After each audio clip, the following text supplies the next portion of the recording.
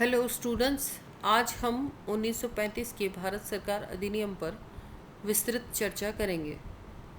1935 का भारत सरकार अधिनियम भारत के संवैधानिक विकास की प्रक्रिया में सर्वाधिक महत्वपूर्ण है। स्वतंत्र भारत के नवीन संविधान का आधार भी यही अधिनियम बना था।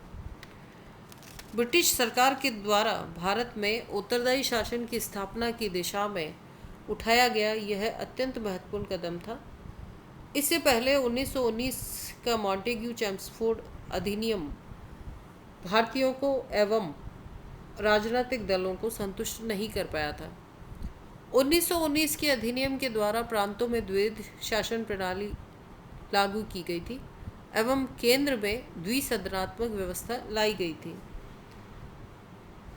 कांग्रेस ने इसे अपर्याप्त, असंतोषजनक और निराशापूर्ण बताया था।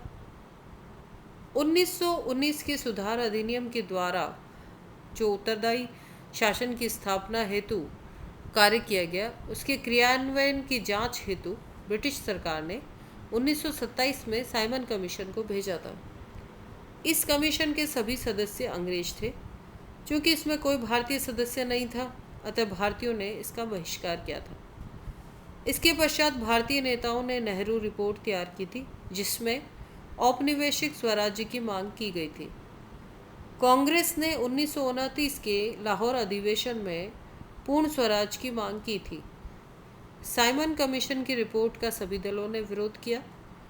भारत की वैधानिक समस्या के समाधान के लिए लंदन में 1930, 1931 और 1932 में 3 गोलमेज सम्मेलन आयोजित किए गए, परंतु वे असफल रहे। इन गोलमेज सम्मेलनों में हुए विचार विमर्श के आधार पर ब्रिटिश सरकार ने मार्च 1933 में एक श्वेत पत्र प्रकाशित किया था, जिसमें भारत में किए जाने वाले शासन सुधारों का उल्लेख था। श्वेत पत्र के प्रस्तावों पर विचार करने के लिए ब्रिटिश संसद के दोनों सदनों के सदस्यों की एक संयुक्त समिति नियुक्त की गई, जिसमें भारतीय प्रतिनिधि भी शामिल किए गए थे। इस समिति ने 1934 में अपनी रिपोर्ट प्रस्तुत की। इस रिपोर्ट और श्वेत पत्र के आधार पर 3 अगस्त 1935 को ब्रिटिश संसद ने 1935 का भारत सरकार का अधिनियम पास किया था। अब हम इस अधिनियम की मुख्य विशेषताओं की बात करेंगे। सबसे पहले तो हम इसकी प्रस्तावना की बात करें। इस अधिनियम में कोई नई प्रस्तावना नहीं जोड़ी गई, क्योंकि ब्रिटिश सरकार ने इस अधिनियम के साथ में किसी नए लक्ष्य की घोषणा नहीं की थी। 1919 के अधिनियम की प्रस्तावना को इस अधिनियम के साथ में जोड़ दिया गया, जिससे भारतीयों को यह पता रहे कि ब्रिटिश सरकार का अंतिम लक्ष्य भारत में औपनिवेशिक स्वराज्य की स्थापना करना है। यह अधिनियम एक बहुत ही लंबा प्रलेख था। इसमें 14 भाग, 321 धाराएं और 10 परिशिष्ट थे। इसमें केंद्रीय और प्रांतीय सरकारों के ढांचे का विस्तृत वर्णन किया गया था। 1935 के इस अधिनियम में संशोधन, सुधार या रद्द करने का अधिकार ब्रिटिश संसद के पास में रखा गया। अधिनियम में किसी भी प्रकार के परिवर्तन का अधिकार प्रांतीय विधानमंडल एवं संघीय व्यवस्थापिका को नहीं दिया गया। वे केवल विशेष परिस्थितियों के कुछ विषयों के संबंध में सुझाव दे सकते थे, परंतु उस पर अंतिम निर्णय लेने की शक्ति ब्रिटिश संसद के हाथ में थी। 1935 के अधिनियम की सबसे प्रमुख विशेषता प्रांतीय स्वराज्य या प्रांतीय स्वायत्तता की स्थापना थी। प्रांतों को एक नया संवैधानिक दर्जा दिया गया। उनको अपने आंतरिक मामलों में पूर्ण स्वायत्तता प्रदान की गई। इस अधिनियम के द्वारा 1919 के अधिनियम के अंतर्गत प्रांतों में लागू की गई द्वैध शासन प्रणाली का अंत कर दिया गया। प्रांतों को प्रांतीय विषयों पर केंद्र के हस्तक्षेप के बिना कानून बनाने का अधिकार दिया गया। प्रांतीय विषयों के शासन का भार ऐसे मंत्रियों को सौंपा गया जो विधानमंडल के प्रति उत्तरदायी थे। यद्यपि प्रांतीय कार्यपालिका प्रधान गवर्नर ही था, परंतु उससे यह आशा की गई कि वह मंत्रियों की सलाह के आधार पर प्रशासन का संचालन करेगा। यह भी निश्चय किया गया कि मंत्रिमंडल सामूहिक उत्तरदायित्व के सिद्धांत पर आधारित होगा। इस प्रकार 1935 के अधिनियम के द्वारा प्रांतों को पूर्ण स्वायत्तता की स्थिति प्रदान की गई। 1935 के अधिनियम की एक प्रमुख विशेषता थी कि प्रांतों में द्वैध शासन प्रणाली को समाप्त किया गया, परंतु अब उसे केंद्र में लागू कर दिया गया। केंद्रीय विषयों को दो भागों में बांटा गया, रक्षित विषय और हस्तांतरित विषय। रक्षित विषयों में प्रतिरक्षा, चर्च संबंधी मामले, विदेशी मामले और कबीलों के मामले शामिल थे, जिनका शासन गवर्नर जनरल अपनी इच्छा के अनुसार चला सकता था। रक्षित विषयों के शासन में सहायता के लिए गवर्नर कार्यकारिणी परिषद की सहायता लेता था, जिसमें सदस्यों की संख्या अधिक से अधिक 3 होती थी। इनकी नियुक्ति सम्राट के द्वारा होती थी और वे गवर्नर जनरल के प्रति उत्तरदायी होते थे। गवर्नर जनरल एक मंत्री परिषद की सहायता से हस्तांतरित विषयों के शासन का संचालन करता था। ये मंत्री संघीय विधानमंडल के प्रति उत्तरदायी होते थे। मंत्रियों की संख्या 10 से अधिक नहीं हो सकती थी। मंत्रियों के लिए संघीय विधानमंडल के किसी एक सदन का सदस्य होना आवश्यक होता था।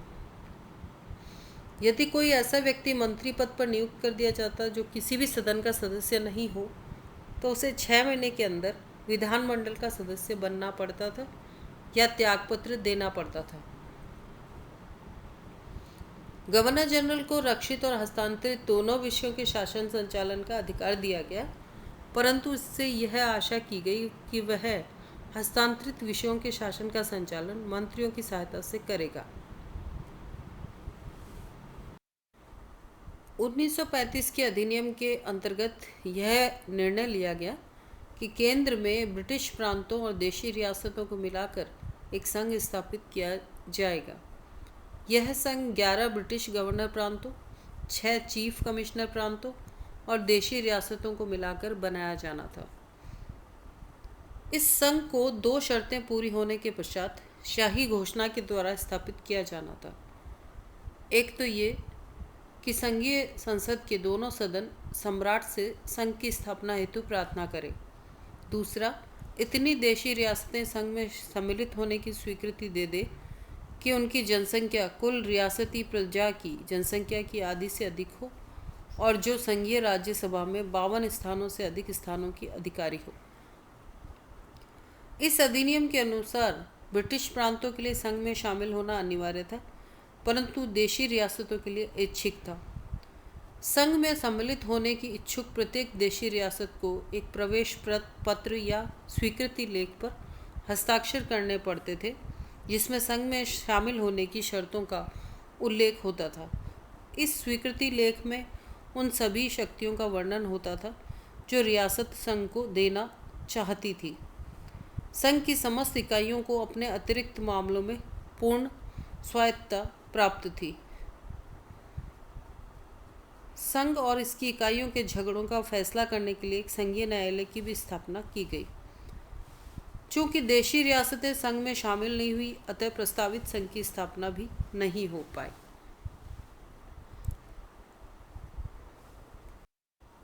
1935 के अधिनियम के द्वारा समस्त विषयों को 3 सूचियों में बांटा गया था।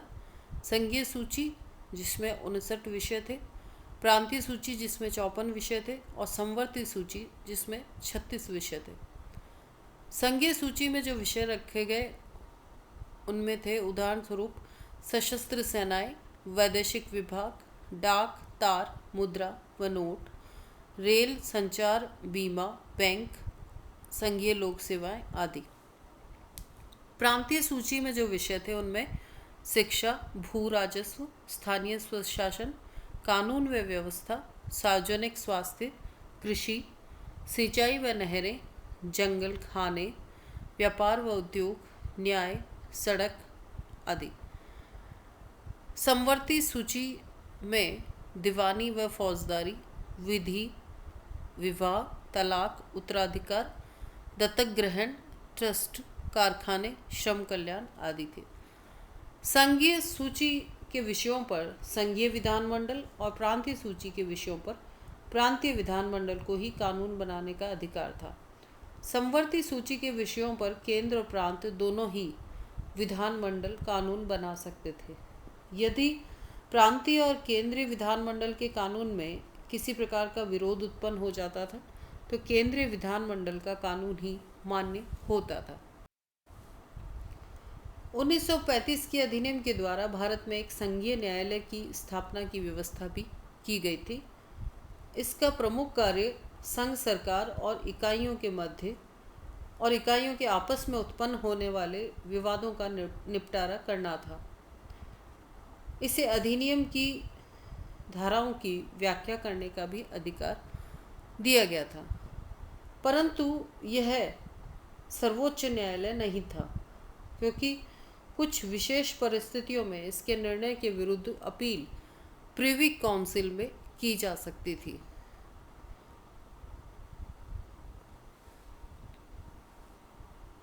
इसके अतिरिक्त इस अधिनियम के द्वारा कुछ संरक्षण और आरक्षणों की भी व्यवस्था की गई। अधिनियम के अंतर्गत विशेष हितों और अल्पमतों की रक्षा के लिए इस प्रकार की व्यवस्थाएं की गई। गवर्नर जनरल और गवर्नरों को विशेष उत्तरदायित्व सौंपे गए, जिनके लिए उन्हें अपार शक्तियां दी गई ताकि वे शासन पर प्रभावशाली नियंत्रण रख सके। आपातकाल में आवश्यकता पड़ने पर गवर्नर जनरल संपूर्ण शासन की बागडोर अपने हाथ में ले सकता था। इस प्रकार इन शक्तियों के कारण विधानमंडलों के अधिकार अत्यंत सीमित हो गए और मंत्रियों के कार्यों में हस्तक्षेप करने और उनके परामर्श के विरुद्ध कार्य करने के लिए गवर्नरों को खुली छूट मिल गई।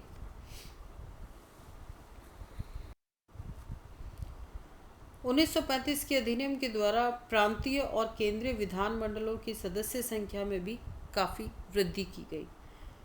केंद्र में विधानसभा के सदस्यों की संख्या 375 और राज्यसभा के सदस्यों की संख्या 260 निर्धारित की गई।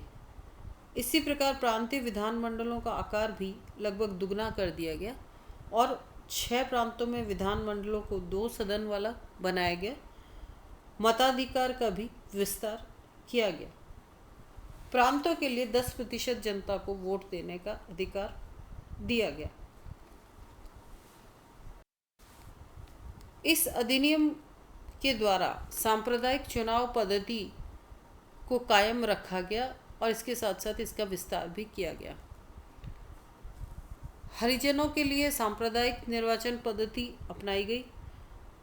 मुसलमानों को संघीय व्यवस्थापिका सभा के दोनों सदनों में 1/3 स्थान प्रदान किए गए, यद्यपि उनकी संख्या इस अनुपात में नहीं थी। ईसाइयों, आंग्ल भारतीयों और यूरोपियनों को पृथक चुनाव प्रणाली के आधार पर विधानमंडलों में प्रतिनिधित्व दिया गया।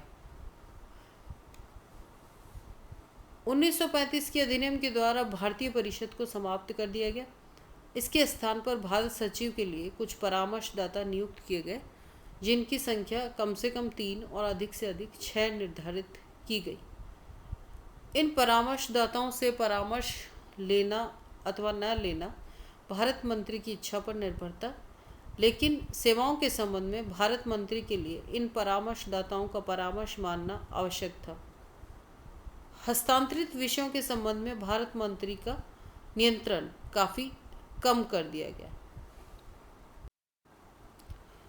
इस अधिनियम के द्वारा बर्मा को भारत से अलग कर दिया गया। अदन को भारत सरकार के नियंत्रण से मुक्त करके इंग्लैंड के उपनिवेश कार्यालय के अधीन कर दिया गया। यद्यपि बरार के ऊपर निजाम हैदराबाद की नाममात्र की सत्ता स्वीकार कर ली गई, परंतु उसको शासन की दृष्टि से मध्य प्रांत का अंग बना दिया गया। इस प्रकार हमने देखा कि 1935 के भारत सरकार अधिनियम के द्वारा काफ़ी महत्वपूर्ण परिवर्तन लाए गए। प्रोफेसर कूपलैंड ने 1935 के अधिनियम को रचनात्मक राजनीतिक विचार की एक महान सफलता बताया। परंतु राजगोपालाचारी के अनुसार नया संविधान द्वैध शासन से भी बुरा है।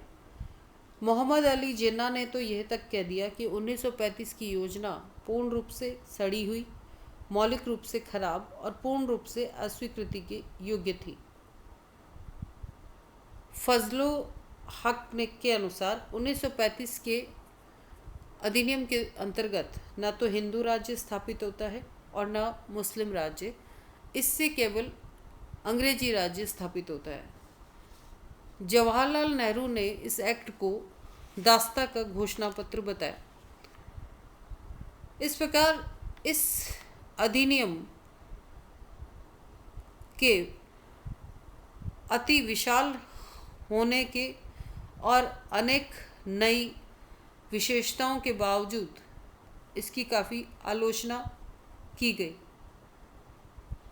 इसमें प्रस्तावित भारतीय संघ की रूपरेखा ऐसी निर्मित की गई कि किसी भी प्रकार का वास्तविक विकास असंभव हो जाए और भारतीय जनता के प्रतिनिधियों के लिए ब्रिटिश नियंत्रित शासन प्रणाली में परिवर्तन करने की कोई गुंजाइश को नहीं छोड़ा गया। इस अधिनियम के द्वारा ब्रिटिश सरकार की भारतीय नरेशों, जमींदारों और भारत के अन्य प्रतिक्रियावादी तत्वों से मित्रता और अधिक मजबूत हो गई। इससे पृथक निर्वाचन पद्धति को भी बढ़ावा दिया गया और पृथकतावादी प्रवृत्तियों को इससे प्रोत्साहन मिला। इस अधिनियम ने ब्रिटिश व्यापार उद्योग, बैंकिंग और जहाजी व्यापार का, जिनका पहले से आधिपत्य था, अब और अधिक दृढ़ किया। इस अधिनियम के अनुसार भारत सरकार के राजस्व, सेना और वैदेशिक नीति संबंधी सभी मामलों में पूर्ण नियंत्रण पहले की तरह ब्रिटिश हाथों में ही बना रहा। इस अधिनियम के द्वारा वैसे तो प्रांतों में स्वायत्तता लागू की गई, परंतु अगर हम इसे ढंग से देखें तो पता चलता है कि गवर्नरों को अनेक अधिकार दे दिए गए थे। गवर्नर को संकटकाल घोषित करने की विशेष शक्ति प्राप्त थी। गवर्नर संकटकाल की घोषणा करके संविधान भंग कर सकता था, सभी शक्तियां अपने हाथ में ले सकता था। इस प्रकार प्रांतों में प्रजातंत्र उसी समय तक कार्य कर सकता था जब तक कि गवर्नर इस बात की आज्ञा दे। केंद्रीय सरकार में स्थिति इससे भी बुरी थी। संघ में केंद्रीय सरकार को निर्बल रखा गया। इससे देशी नरेशों और निहित स्वार्थों के पक्ष में शक्ति का अत्यधिक संतुलन कर दिया गया। यद्यपि इस अधिनियम के द्वारा प्रांतों में स्वराज्य और केंद्र में आंशिक उत्तरदायित्व की व्यवस्था की गई थी, लेकिन गवर्नर जनरल और गवर्नरों को विशेष शक्तियां प्रदान कर उत्तरदायी सरकार की स्थापना निरर्थक कर दी गई थी। अधिनियम के द्वारा औपनिवेशिक स्वराज्य की घोषणा नहीं किए जाने के कारण अत्यधिक उदार भारतीयों के लिए भी इसका समर्थन करना संभव नहीं था। भारतीय नेताओं के साथ साथ निष्पक्ष अंग्रेजों तक ने इस अधिनियम की आलोचना की थी। एटली ने कॉमन सभा में कहा, इस प्रस्ताव का मुख्य तथ्य है अविश्वास। इसमें विश्वास का नाम तक नहीं है। भारतवर्ष को अपनी विदेश नीति और आय पर कोई नियंत्रण प्रदान नहीं किया गया। प्रांतों के भारतीय निवासी उनके प्रति आतंक का व्यवहार करने योग्य नहीं है। प्रस्ताव में प्रत्येक स्थान पर जो बात प्रस्तावित की गई है वह यह नहीं है कि हम एक ऐसा विधान प्रस्तुत कर रहे हैं जिसका शासन भारतीय करेंगे, बल्कि प्रत्येक स्थान पर सब प्रकार के प्रतिबंध उपस्थित है। वास्तव में इस प्रस्ताव में एक बात छोड़ी गई प्रतीत होती है और वह है भारतीय जन।